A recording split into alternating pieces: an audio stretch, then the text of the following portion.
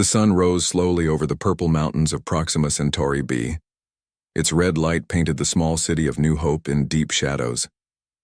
Alan Crawford stood on his balcony and watched as the colony woke up. He was old now. His hands shook slightly as he held his morning drink. 73 years. That's how long they had been here. That's how long it had been since the last official message from Earth.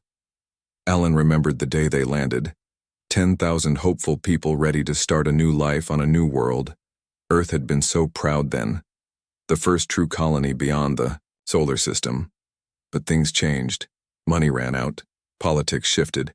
And soon the messages became fewer until they stopped. Or so everyone thought. Alan took a sip of his drink and smiled.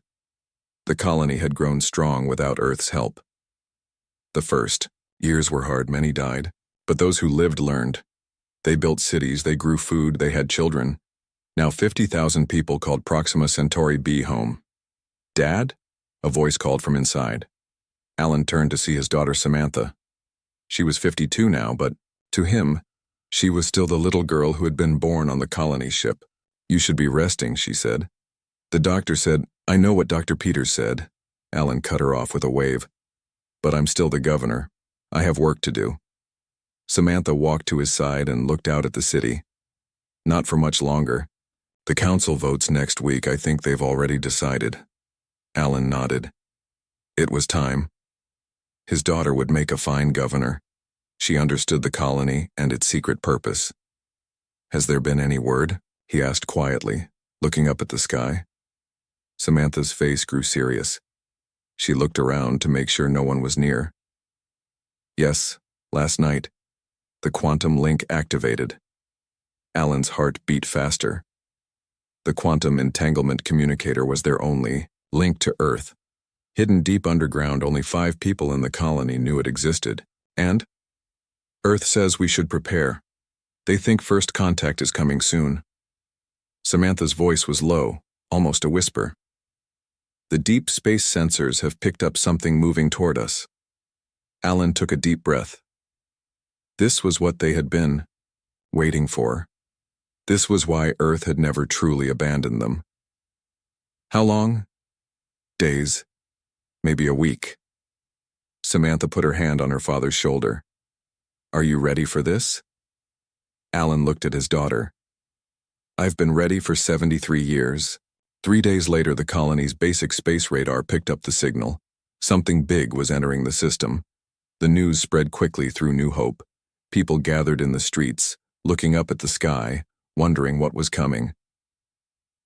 In the governor's office, Alan sat with the colony's leaders. His old friend Dr. Mason Peters, the colony's head doctor, William Nash, chief of security, Susan Lee, head of engineering, and Samantha, soon to be governor. What do we know? Alan asked. William looked at his tablet. Not much. It's big. Moving. Fast. But slowing down. Doesn't match any Earthship design we know of. It's them, Alan said simply. The first aliens. The room was quiet. They had all known this day would come. They had trained for it, prepared for it. But now that it was here, it felt unreal. Remember the plan, Alan said firmly. We are a lost colony, cut off from Earth, surviving on our own. Basic technology only. Nothing advanced. Nothing that would show Earth's true power. Everyone nodded. They knew their roles. Dr. Peters hid the advanced medical equipment. Ms. Lee shut down the fusion plant and switched to the old solar arrays. Mr. Nash secure the defense systems and any advanced weapons. No one can know what we really have. They all left quickly. To do their jobs, only Samantha stayed behind. Dad, are you sure about this? Lying to the first aliens we meet? Alan looked sad for a moment. It's not my plan, Sam. It's Earth's. They've been watching the stars for a century. They know things we don't.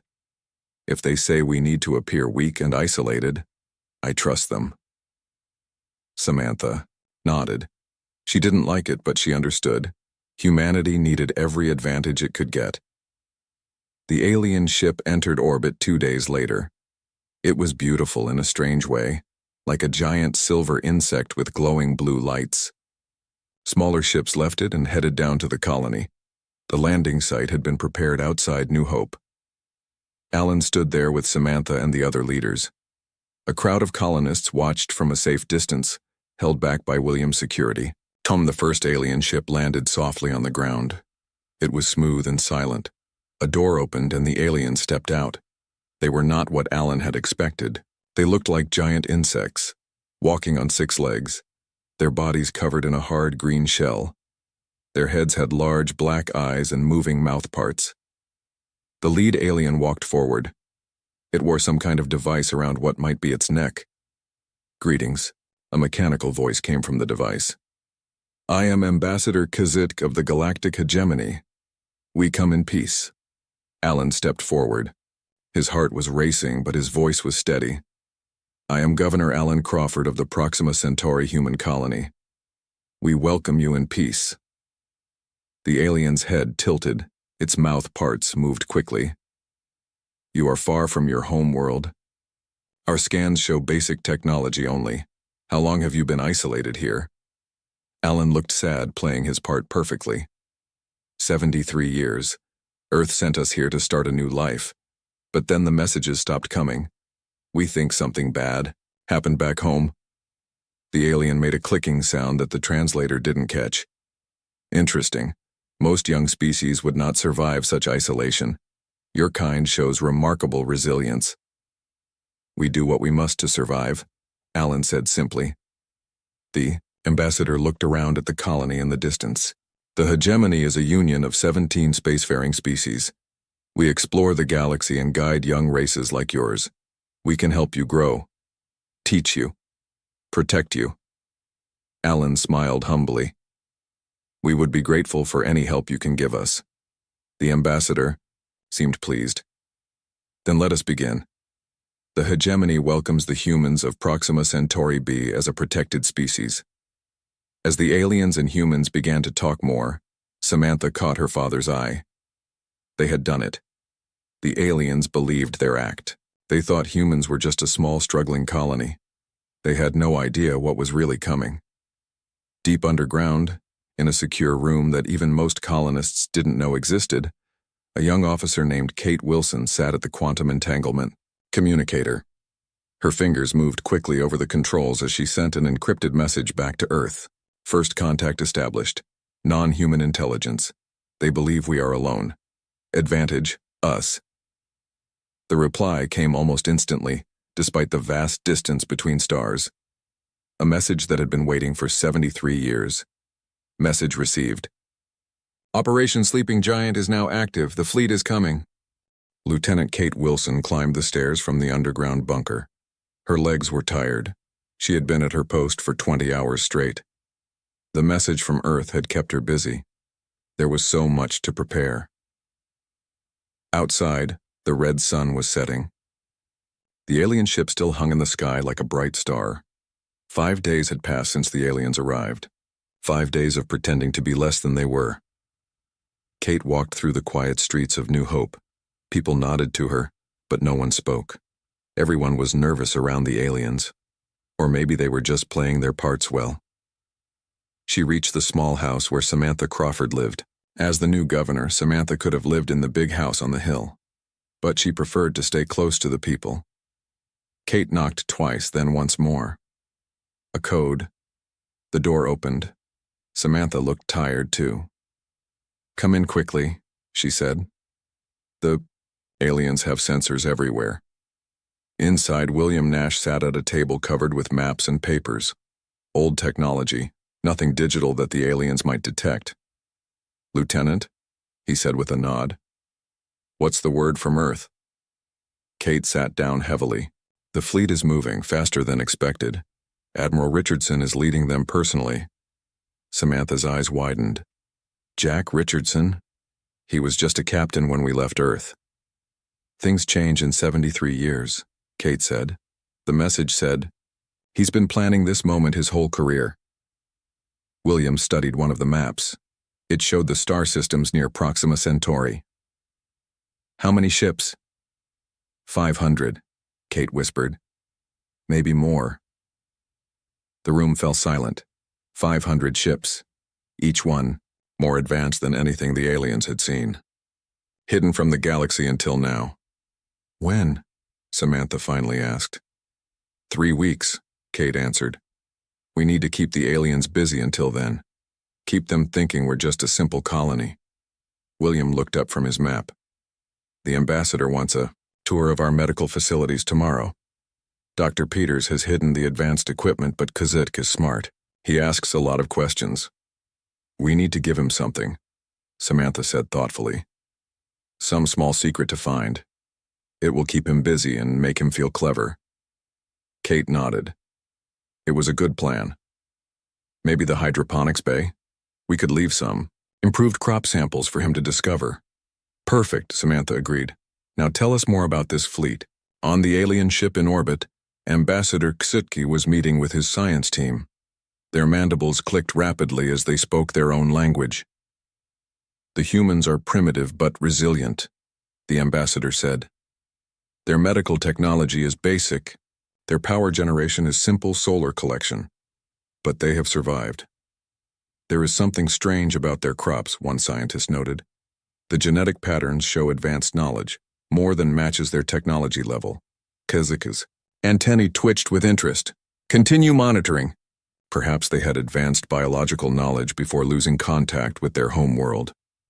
Another scientist spoke up. Should we scan beyond this system? Their home world might still exist. No need, Kuzik replied. Our long-range scans from our entry point showed no advanced technology signatures from the direction of their solar system. If their civilization still exists, it is as primitive as this colony. The science team accepted this without question. The hegemony had encountered many young species before.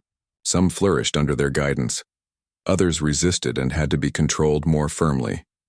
Begin preparations for a permanent observation post, Kazik ordered. The High Council will want regular reports on these humans. None of them noticed the small satellite on the far side of the planet, hidden in a polar orbit, watching, listening. Light years away in the Sol system, Earth was buzzing with activity. Ships moved between planets and moons with purpose. The hidden shipyards around Neptune glowed with energy as the last vessels prepared to join the fleet. On the bridge of the flagship USS Valiant, Admiral Jack Richardson watched the final preparations. His uniform was crisp and black, his face weathered by years of service. Status report, he commanded. His second-in-command, Commander Ryan Bell, stood at attention. All ships report ready, sir. The last squadron from Jupiter Station will join. Set the rendezvous point. Richardson nodded. On the main screen he could see the fleet gathering. Sleek destroyers, massive carriers, support vessels, each one representing the height of human technology. And the new jump drives? Richardson asked. Tested and ready, sir, Bell replied. The scientists say we'll arrive at Proxima Centauri in 17 days. That's 3 days ahead of schedule. Richardson allowed himself a small smile. For decades, humanity had prepared for this moment. After the first colony ships left, Earth's governments had united with a single purpose: to protect their children. Among the stars. Navigation, Richardson called. Set course for the rendezvous point. Communications, send word to all colony worlds. Operation Sleeping Giant is now active. As the Valiant moved away from Earth orbit, Richardson thought about the message from Proxima Centauri, from Kate Wilson, a young officer he had never met but who was playing a vital role in humanity's greatest gambit. They think we're alone, he said quietly. Commander Bell looked at him. Sir? The aliens. They think Proxima Centauri is just a forgotten colony, just 10,000 original settlers cut off and alone. Richardson shook his head. They have no idea what's coming. Bell straightened. 50 billion humans across the solar system, 22 colonized star systems, 47 major colony worlds, and now 500 ships in the First Fleet. And that's just the beginning, Richardson added. If these hegemony aliens want war, they'll get one. But I'm hoping they'll settle for peace between equals. The Valiant's engines flared bright, blue as it accelerated. Behind it, ship after ship followed, forming a stream of light moving out from humanity's birthplace. Back on Proxima Centauri B, Samantha Crawford stood before the Colony Council. The chamber was simple. Wooden chairs, a stone table. Nothing that would suggest advanced technology. The aliens will be expanding their presence, she informed the 12 council members. Ambassador Kuzik has requested land to build a permanent observation post. Councillor Mary Davis frowned. And you agreed without consulting us? I had to, Samantha replied calmly. We need to appear cooperative. Besides, the land I gave them is directly above the old mining tunnels. Every word they speak will be heard by our listening devices. The council members looked at each other. Some nodded in approval. How long do we have to keep up this act? Councillor Paul Ellis asked. Pretending to be less than we are is difficult. Samantha understood their frustration. For generations, the people of New Hope had built something remarkable here. Advanced medicine, clean energy, a good life. Now they had to hide it all. Just a little longer, she promised. The fleet is coming. When it arrives, everything changes. As the council meeting ended, Samantha looked out the window at the alien ship hanging in the sky. The hegemony thought they had found a simple human colony, but they had actually found humanity's forward base, the first piece on a galactic chessboard, and soon they would learn what that meant. Samantha Crawford walked with Ambassador Kuzik through the fields outside New Hope. The alien moved strangely on his 6 legs, but Samantha had gotten used to it. 2 weeks had passed since first contact. 2 weeks of careful deception. Your crops grow well in this soil, Kuzik said through his translator.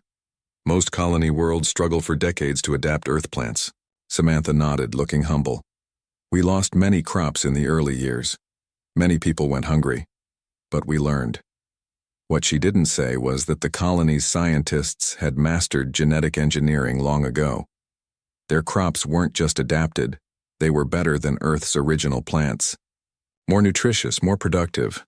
But the aliens didn't need to know that.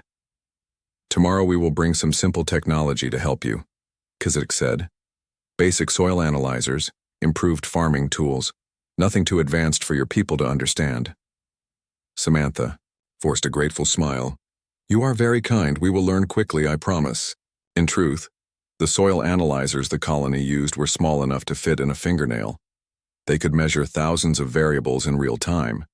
But those were hidden away now, replaced by old-fashioned chemical tests and paper records. The observation post will be completed soon, Kuzik continued. 10 of my people will stay to guide your colony, to help you grow. To watch us, Samantha thought. To control us. We welcome their wisdom, she said aloud. As they walked back toward the city, Samantha checked her old mechanical watch, a signal to William Nash, who was watching from a distance. 1 week until the fleet arrived. 1 more week of pretending. In the small medical center, Dr. Peters was showing a hegemony scientist their equipment. The alien was tall and thin, with 4 arms and a face full of small eyes. This is how we treat broken bones, Dr. Peters explained, showing a simple cast made of local plant fibers. And these herbs help with pain. The alien scientist made notes on a device attached to 1 arm. Primitive but effective. You have adapted well to limited resources. Dr. Peters nodded humbly. Hidden behind the wall was a medical bay that could regrow limbs and cure most diseases. Nanobots that could repair damaged organs. Medicine that would seem like magic to the aliens. We do what we can, he said simply. The alien paused by a shelf of glass bottles. These are interesting. What are they? Dr. Peters tensed slightly. Those were the improved antibiotics he had forgotten to hide. They were too perfect, too pure to be made with the simple equipment the aliens had seen. Experimental medicines, he said carefully. We've been trying to make better treatments for infections. We lose many colonists to simple cuts that get infected. The alien picked up a bottle and studied it. The chemical structure is surprisingly complex for your technology level. This was dangerous. The alien was noticing the inconsistency. Dr. Peters sighed as if admitting a secret. One of our early colonists was a pharmaceutical researcher. She brought some advanced knowledge with her. We've been using her notes for generations. Trial and error mostly. Many failures before those few successes. The alien seemed satisfied with this explanation. Impressive adaptation. The hegemony will help you improve these formulas further. Crisis avoided. Dr. Peters steered the conversation to simpler topics as they continued the tour. Kate Wilson sat in the underground communication center. The quantum entanglement device hummed softly. Another message had arrived from the fleet. 5 days. She read aloud to Samantha and William. They'll be here in 5 days. William studied the star. Chart spread across the table. The alien observation post will be finished by then. They're bringing in more ships too. 3 more in high orbit. Defensive positions? Samantha asked. William shook his head. Research vessels, according to their transmissions. They're studying our planet, our sun, looking for resources. Looking for what they can take, Kate added bitterly. Samantha thought for a moment. We need to start preparing the people, subtly. If the fleet arrives and we suddenly drop our act, it will cause confusion. What do you suggest? William asked. Town hall meetings, small gatherings. Spread the word person to person. No electronic. Communications that might be monitored. Samantha pointed to the map of New Hope. We'll divide the city into sections. Each council member takes responsibility for their section. Kate looked worried. What if the aliens notice? They won't, Samantha said confidently. They think we're simple colonists. They expect us to have community meetings. They'll think it's charming. William nodded slowly. 5 days. After 73 years of waiting, it all comes down to 5 more days. In his quarters on the main hegemony ship, Ambassador Kazuk was speaking with the High Council. The holographic images of 7 different alien species floated before him. The human colony continues to impress, he reported. They are adaptable, quick learners. Their social structure is strong. Any resistance to hegemony presence? Asked a large reptilian counselor. None, Kazuk replied. They seem grateful for our help. Governor Crawford is especially cooperative. A blue, crystalline being spoke next. What of their technology level? Basic, Kazuk assured them. Pre-space flight, simple electronics, chemical power sources, nothing threatening. Though our scientists have noted some inconsistencies in their medical and agricultural development. Explain, the crystalline being demanded. They seem to have retained knowledge in certain areas beyond what their general technology level would suggest. But it appears random, the result of specific expertise among the original colonists, not a higher overall capability. The Council. Members considered this. The observation post must be completed quickly, the reptilian counselor decided. The hegemony claims protection rights over this system and the human colony.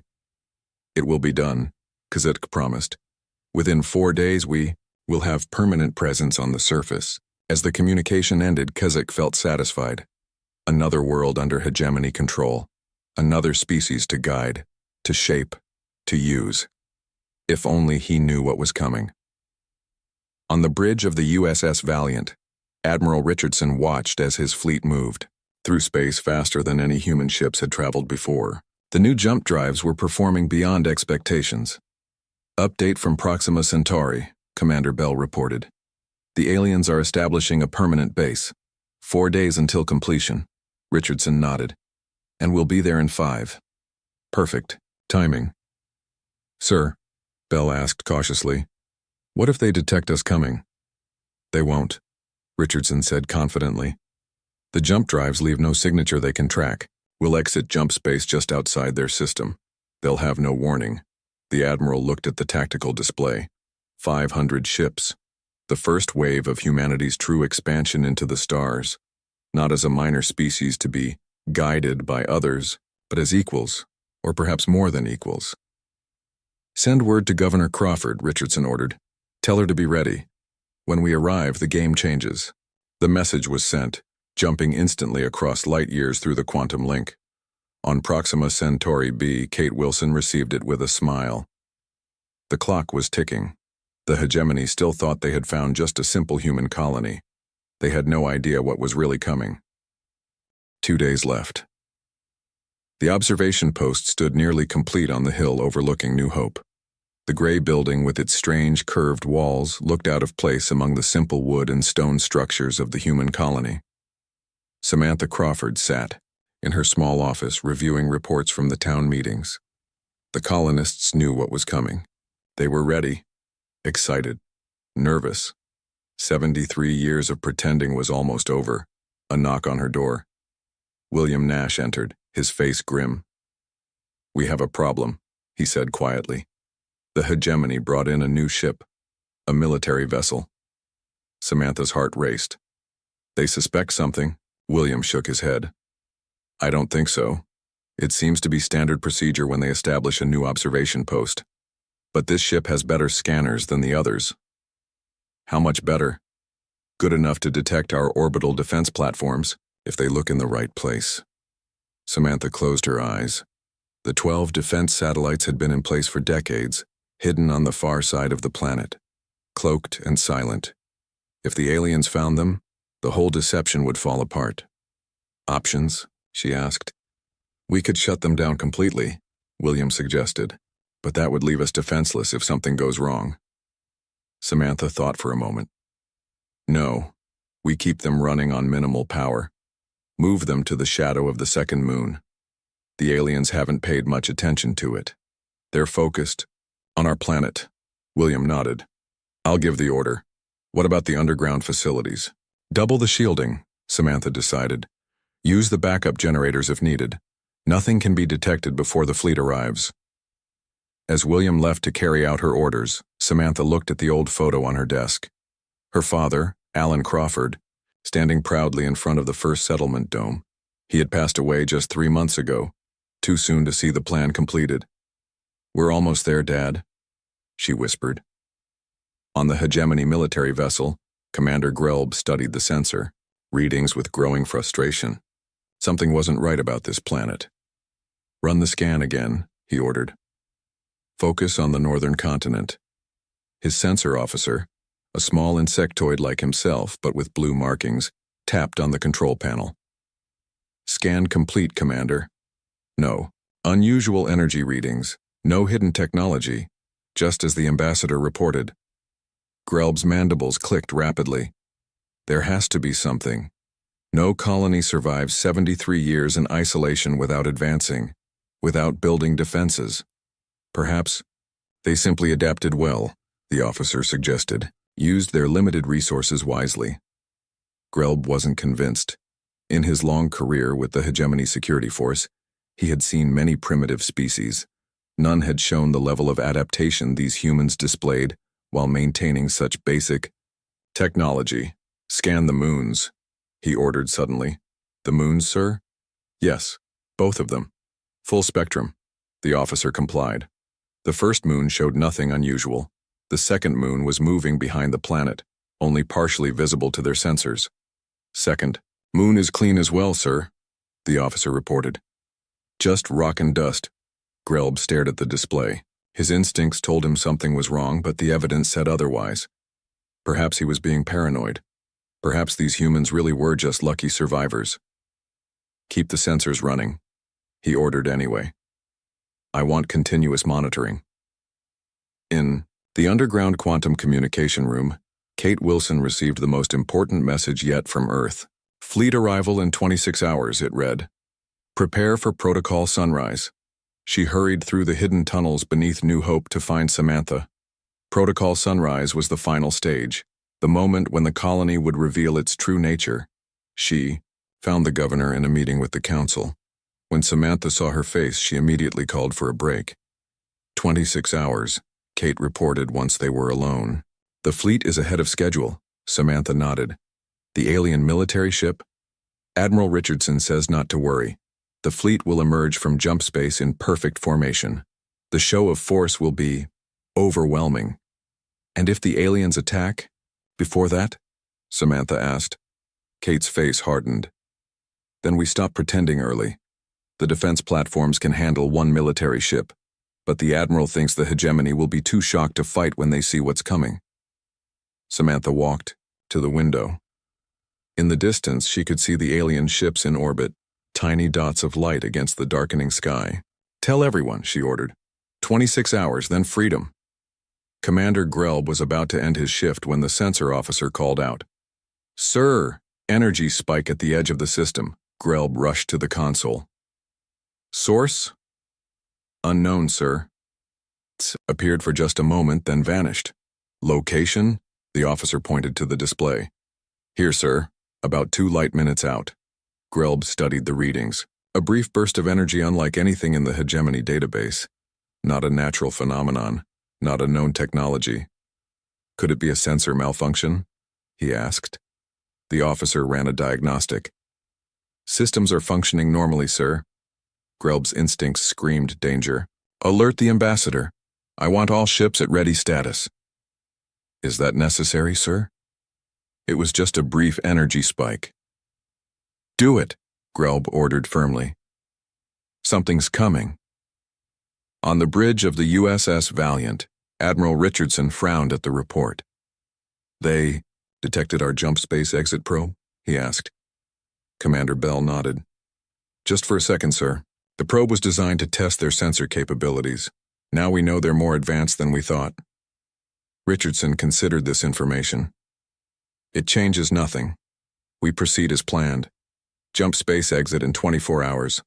Full battle. Formation." "The colony reports that the aliens have raised their alert status," Bell added. "They're suspicious." Richardson smiled slightly. "Good. Let them worry. Let them wonder. In 24 hours, they'll know exactly who and what they're dealing with." Throughout the fleet, 500 ships prepared for the final jump. Weapons were checked, shields tested, communications synchronized. The largest military force humanity had ever assembled was about to make history. Ambassador Kazuk was not pleased to be awakened in the middle of the night. He clicked his mandibles in annoyance as Commander Grelb explained the energy spike. "A sensor anomaly," Kazuk dismissed. "Nothing more." "With respect, Ambassador, my experience suggests otherwise," Grelb insisted. "That energy signature matches nothing in our records. It appeared at the exact distance where a ship might safely exit faster than light travel." Kozik's antennae twitched. "You think another species has found this system?" "Impossible. The hegemony has mapped all spacefaring civilizations within 200 light years." "Then what caused the energy spike?" Grelb challenged. The ambassador had no answer for that. "Fine," he said finally. "Maintain alert status. But do not alarm the humans. They are finally beginning to trust us. I will not have that trust broken by paranoid security measures." As Grelb left, Kazuk stared out at the small human colony below. Simple people, primitive technology, no threat to the hegemony. He had no idea how wrong he was. 24 hours. The countdown continued. The red sun rose over New Hope for what everyone knew would be the last normal day. In 12 hours, everything would change. Samantha Crawford stood on the balcony of the colony government building, watching her people move through the streets below. They looked calm on the surface, going about their daily tasks, farming, building, teaching, but she could see the tension in their movements, the quick glances at the sky, the way parents kept their children close. William Nash joined her, holding 2 cups of hot drink. "The May defense platforms are repositioned," he said quietly. "The aliens haven't noticed." Samantha took one of the cups. "And the underground facilities?" "Fully shielded. Kate is monitoring all alien communications. They're nervous about that energy spike, but they don't know what it means." Samantha nodded. "Has the ambassador requested a meeting today?" "Yes, in 2 hours. He wants to discuss the final details of the observation post, the official handover ceremony, a ceremony that would never happen. By then, the fleet would be here." "I'll meet with him," Samantha said. One last act. On the hegemony military vessel, Commander Grelb hadn't slept. He stood at the sensor station, watching for any sign of the strange energy signature. "Sir," his officer called. I'm picking up unusual movement patterns in the human colony. Grelb moved quickly to look at the screen. Show me. The display showed heat signatures moving through the streets of New Hope. Not the random patterns of normal daily life, but something more organized, more purposeful. They're preparing for something, Grelb said softly. Should we inform the ambassador? Grelb thought for a moment. Kazdike had dismissed his concerns once already. He wouldn't listen without solid evidence. No. Increase sensor sweeps of the planet. I want to know what they're hiding. In the hidden command center beneath the colony, Kate Wilson monitored the alien communications. They're scanning us more intensely, she reported to William. The military commander suspects something. William frowned. How much longer? Kate checked the countdown clock. 8 hours until the fleet arrives. Can we hold the deception that long? Kate looked uncertain. Maybe. But if they start a deep scan of the northern continent, they'll find the power plant. The shields can only hide so much. William made a quick decision. Start powering up the defense platforms slowly. Keep them just below detection threshold. If the aliens make a move, we need to be ready. Kate nodded and began sending encrypted signals to the satellites hidden in the shadow of the second moon. Ambassador Kuzet walked with Samantha through the observation post. The building was complete now. Hegemony technology filled the rooms. Monitoring stations, communication arrays, living quarters for the alien observers who would guide the human colony. Tomorrow we will hold the formal ceremony, Kuzet said. The High Council will watch via hologram. It is a great honor for your people. Samantha smiled politely. We are grateful for the hegemony's guidance. The ambassador's antennae twitched slightly. You seem distracted today, Governor Crawford. Just tired, Samantha replied smoothly. I didn't sleep well. Ah, yes. Commander Grelb's energy anomaly has made everyone nervous. I assure you it was nothing to worry about. Samantha looked appropriately confused. Energy anomaly? Kuzet waved a clawed hand dismissively. A sensor reading, nothing important. The commander is overly cautious. As they continued the tour, Samantha's small communication device vibrated in her pocket. A signal from Kate. 6 hours remaining.